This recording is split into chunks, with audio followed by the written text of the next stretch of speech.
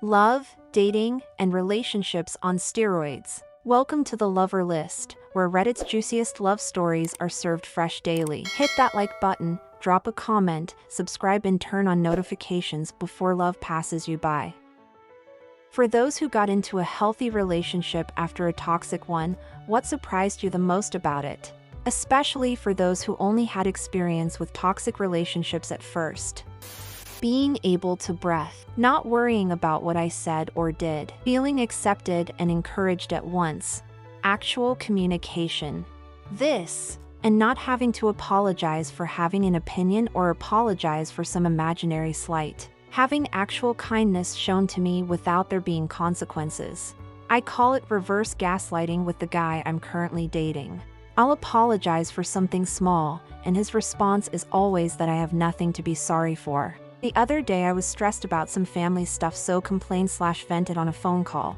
I realized how negative I was being, so sent a text after apologizing for dumping. His response was that I didn't dump, and he's equally happy to listen to me vent as to flirt with me. It's so nice to not get guilt trips when I'm less than perfect. Realizing what it feels like to actually be loved by someone. How easy it is to resolve issues when you can actually voice your feelings and opinions without starting a fight. How awesome it is to be with someone who trusts you/you trust and can have separate lives without jealousy or suspicion. This X1 million. I want to experience this so badly. My last relationship was very stressful. It left me feeling on edge all the time because of some shady behavior that gave me just enough to hang on but not enough to feel peaceful. I want to feel safe and secure, loved without having to beg for it. Your post gave me hope. My toxic ex never made me have sex when I didn't want to, but if I said no, it was always an issue/argument, and he always guilt-tripped me about it, sometimes for days at a time, and would bring it up the next time I said no too. Ironically, this made sex always feel pressured, so actually made me say no more, even if I was actually feeling it. The first time I said no to my current partner, an actually healthy relationship, he had a normal response of just, "Okay, what film do you want to watch?" I was overwhelmed that it didn't turn into an argument/guilt trip and started crying. I never realized how much it had affected me in my previous relationship.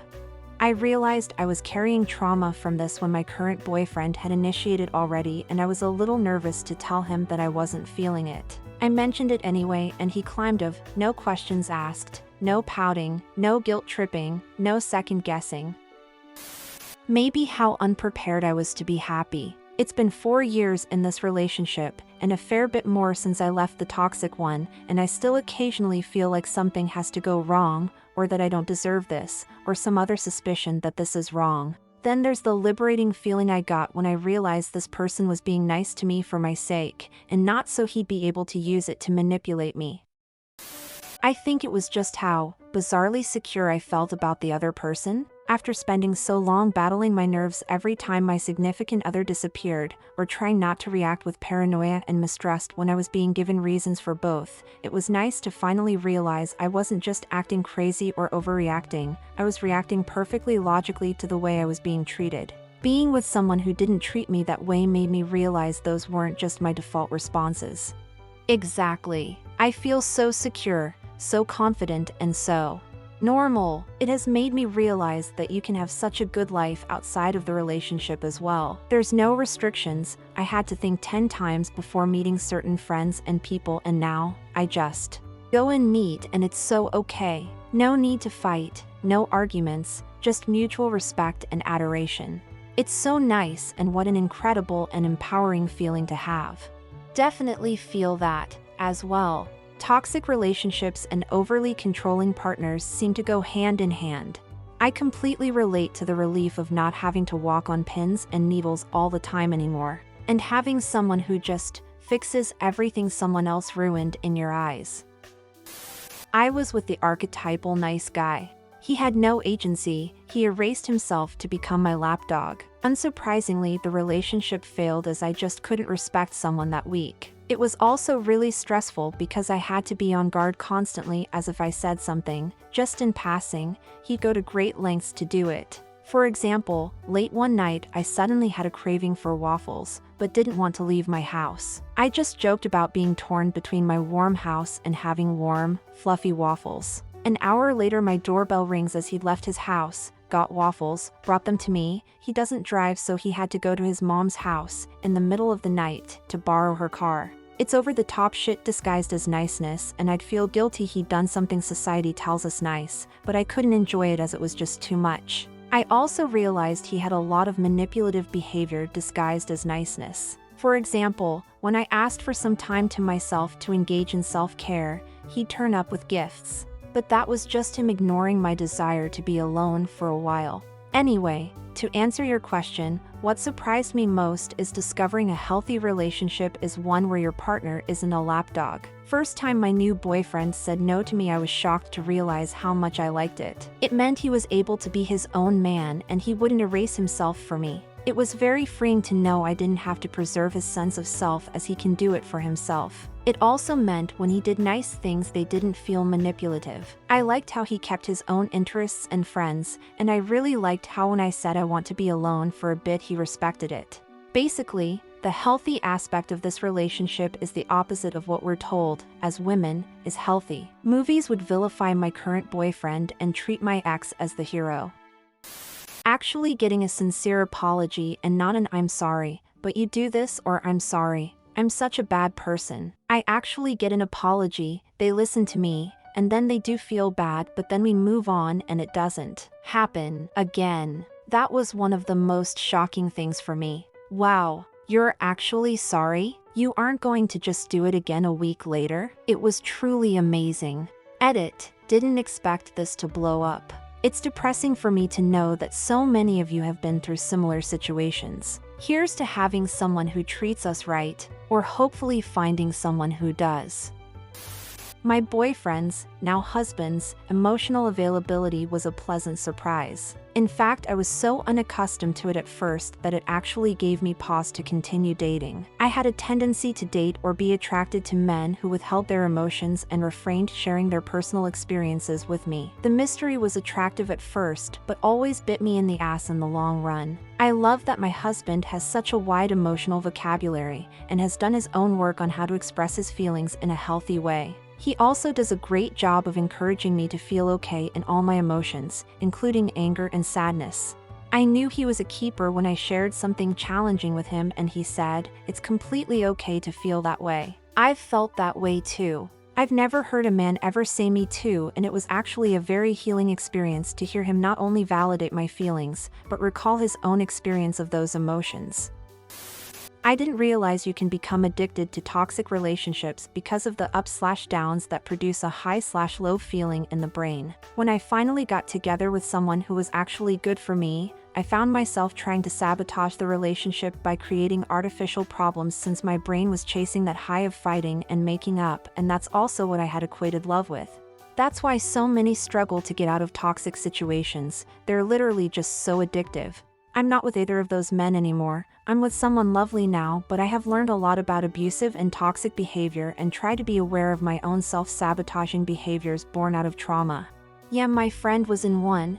She was 33. This guy would blow up her phone if she was out with friends and demand she come home because he loved her so much and just other insane stuff. She finally got out after so many tries and dated someone awesome, and we would be out, and for a while she would make comments how weird it was that he wasn't texting and maybe wasn't that into her. And I had to say no, this is how normal relationships are. She would also sabotage it when things were going well, especially around when she was having PMS.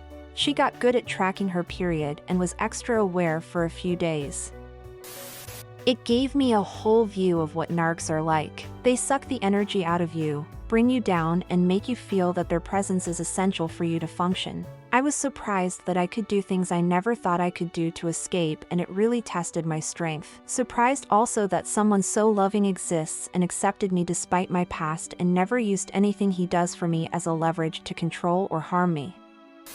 That it took me a while to accept it. Accept it in a "wow, this is actually real" way. I was so used to having to prove myself, and when I met my now husband, I didn't have to do that. It threw me off. He genuinely loved me for me, and it was okay just being me. I was enough. I was enough when expressing how I felt about things, sharing my opinions, saying I'm not in the mood for sex, voicing concerns, etc. I felt really seen for the first time, and I think it felt really vulnerable for me. I kept being accepted and kept heard. Gosh, I love that man.